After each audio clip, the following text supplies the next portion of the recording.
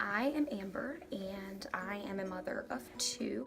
I experienced postpartum anxiety after my son was born. That postpartum anxiety then led into postpartum depression, so I definitely had a little bit of both. I realized I was dealing with postpartum anxiety when Carter was about 6 or 7 months old. It hit me like a Mack truck. All of a sudden I was stressing out about everything, researching everything, worst case scenario everything, what if this, what if that, everything.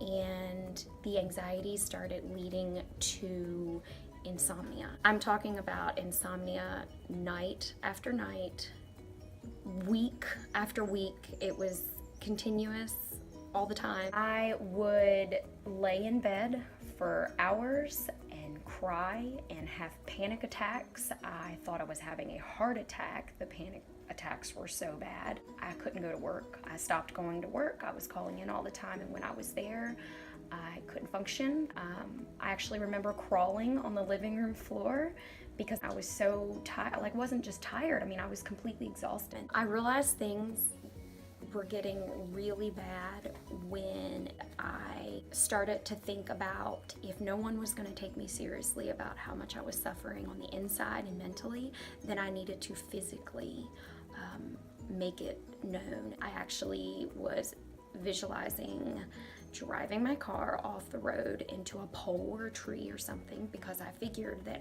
if I could physically hurt myself, and if I could physically put myself in the hospital, then maybe I would get some rest. Maybe they would give me some kind of medication to knock me out, since I hadn't slept in weeks or a month at that point. And I definitely reached out to my doctor, my OB. It was a lot of runaround until I got into a psychiatrist who agreed that it was actually postpartum anxiety. And once I got everything straightened out and the right medication, things started to. I did feel ashamed. Why should I feel this way? I had a healthy baby. I was healthy. My baby was healthy. And that's also what people were saying to me as well. You have nothing to be sad about. You have nothing to be depressed about. You basically need to just snap out of it. None of those things that were said to me were helpful at all. I can proudly say that I am not ashamed anymore, because 1 in 5 women deal with a postpartum mood disorder after the birth of their baby.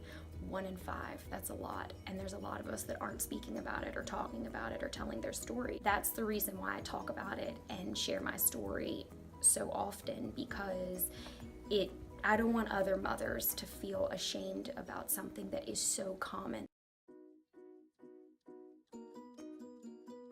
I got through postpartum anxiety and depression is, number one, I'm going to talk about my husband, because he was completely supportive. He did everything.